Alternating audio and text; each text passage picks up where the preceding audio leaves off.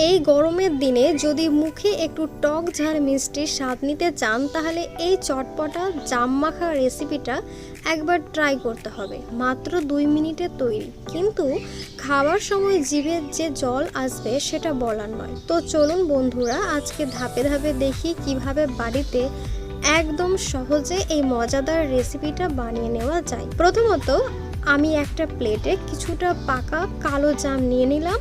আপনারা ইচ্ছা মতো পরিমাণে নিতে পারেন। এরপর এই জামগুলোকে একটা বাটিতে রেখে সামান্য জল দিয়ে ভালো করে ধুয়ে নেবেন, যাতে ময়লা বা ধুলো না থাকে।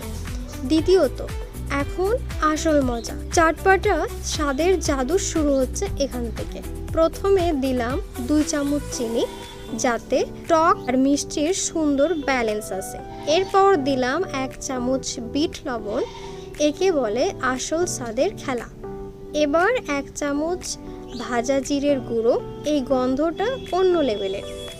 আর দিলাম 1 চামচ লাল লঙ্কার গুঁড়ো, ঝালটা আপনি নিজের মতো অ্যাডজাস্ট করতে পারেন। তারপর কেটে নিলাম একটা লেবু, তার অর্ধেকের রসটা ভালো করে চিপে দিলাম জামগুলোর ওপরে। এরপর সব উপকরণ মিশে গেলে এবার হাত দিয়ে বা চামচ দিয়ে ভালো করে মেখে নিন, যেন প্রতিটা জামের গায়ে মশলার আস্তরণ পড়ে। আর ব্যাস তৈরি আপনার চটপটা টক ঝাল মিষ্টি জাম মাখা। এই রেসিপিটা একবার বানিয়ে খেয়ে দেখুন, গ্যারেন্টি দিচ্ছি একবার মুখে দিলে মনে হবে আবার চাই। রেসিপিটা ভালো লাগলে অবশ্যই একটা লাইক দিন আর কমেন্ট করে জানান কেমন লাগলো খেতে। আর এই রকম দারুণ সহজ ঘরোয়া রেসিপি পেতে চ্যানেলটা সাবস্ক্রাইব করতে ভুলবেন না।